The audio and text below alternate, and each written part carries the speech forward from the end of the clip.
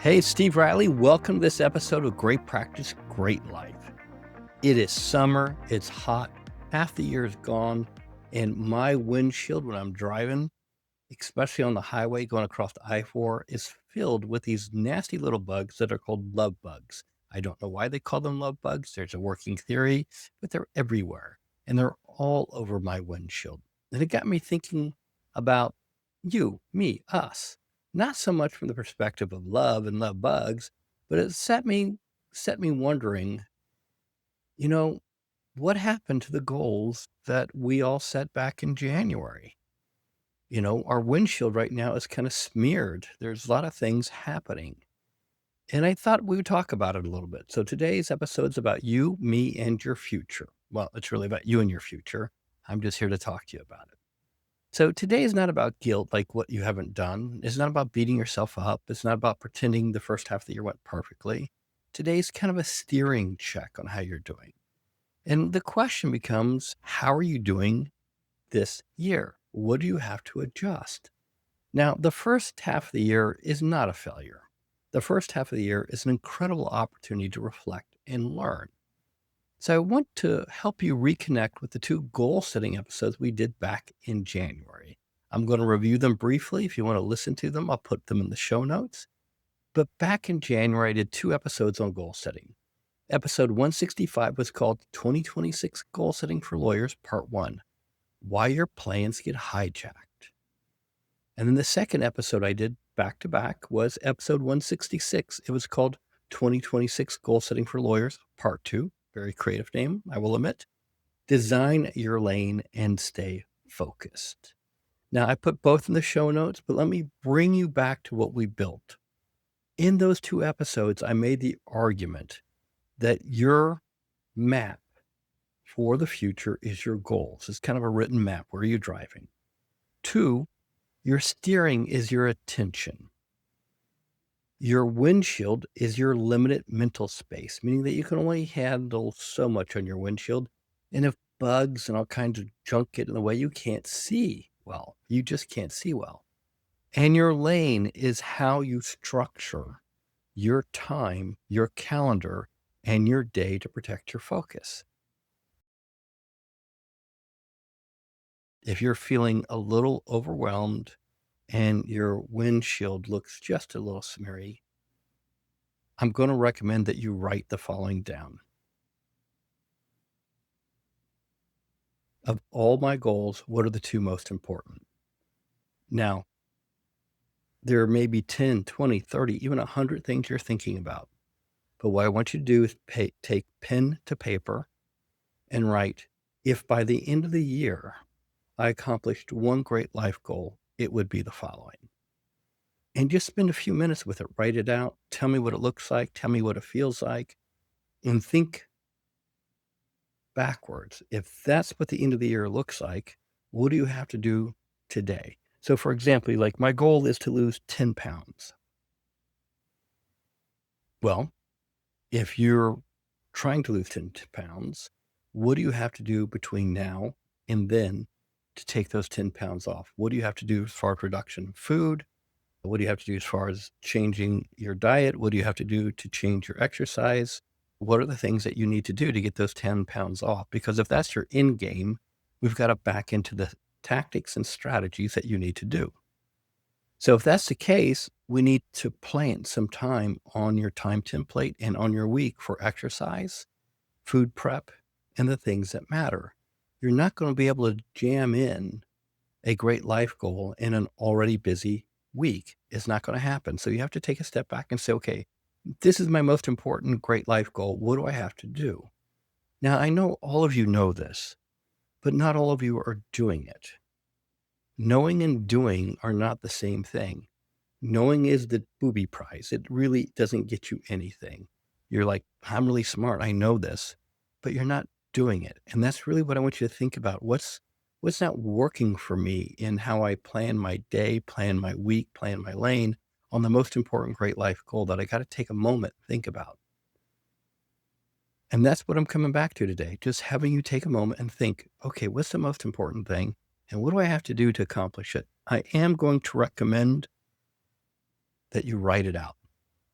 I talked about this in prior episodes, but writing is a magical thing that engages your brain much differently than typing and speaking.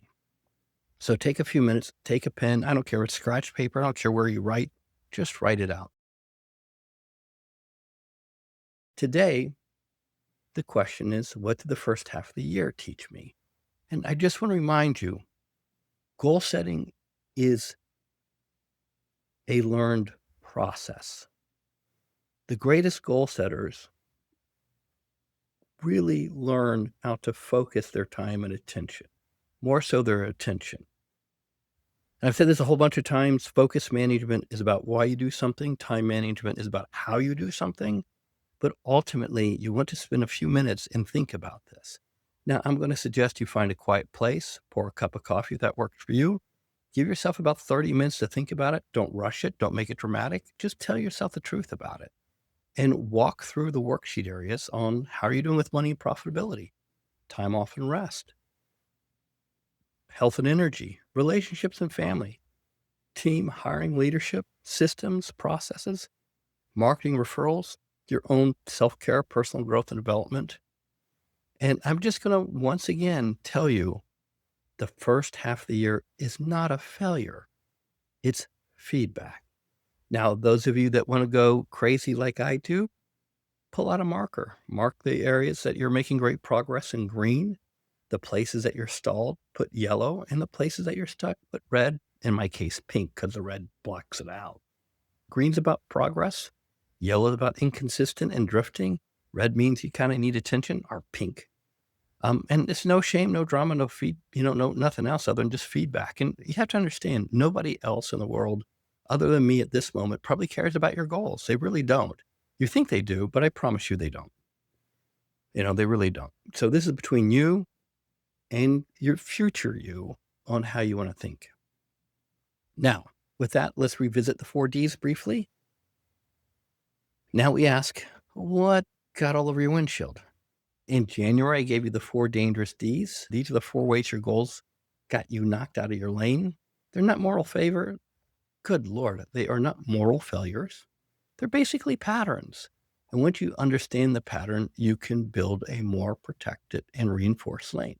The first D is distraction. And distractions where you take the eyes off the road by a bright, shiny object, a new idea, something you saw on a listserv, something that somebody else is doing that you think is really, really cool. And it's something that looks a lot more fun than doing the hard work that's sitting in front of you on your desk. That's the truth.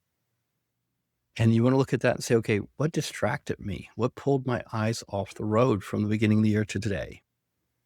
Number 2 is dissipation. Dissipation is when your energy tank is empty.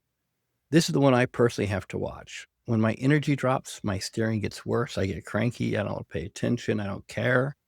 And when I'm tired, I really don't do my most important work. I do the easy work. I answer the emails. I move stuff around my desk. I play a lot with, AI, thinking I'm doing stuff, but that's not true. I'm just procrastinating. So I think that looks like progress, but it's not. So dissipation is when my energy is low and I just am not moving the ball forward. So where did your energy go low and where did it run out? And what are you going to do from this point forward to protect it so you don't suffer from dissipation? Number 3, displacement. Displacement is when other people's priorities quickly become yours. It could be clients, team members, referral sources, family. You guys have been really kind to me, talking to me about, the impacts that the episode I did about my father. But my father was a major source of displacement in my life. If there was an emergency for my father, I had to stop everything I was doing and go deal with that. I do kind of miss those emergencies, honestly. When things are quiet, I get a little nervous because things are quiet. Sometimes you have to jump in and help a friend. Those are things that displace you. They're all real, all important. But if you're not careful, your own life goals and practice goals will end up being placed in the trunk of your car. You'll have blood bugs all over, and you'll just really, really wonder what the heck happened. So whose priorities are replacing yours? And that's really our third question about displacement. Where are your priorities being replaced by somebody else's? Where are you being displaced? And number 4, drift. Drift is quiet. You didn't reject the goal. You didn't decide it was unimportant. You just stopped looking at it. You quit doing the Migrate Life focus. You quit setting time to work on really important practice goals. You just let it fall off the windshield. And once it fell off the windshield, it stopped shaping your week.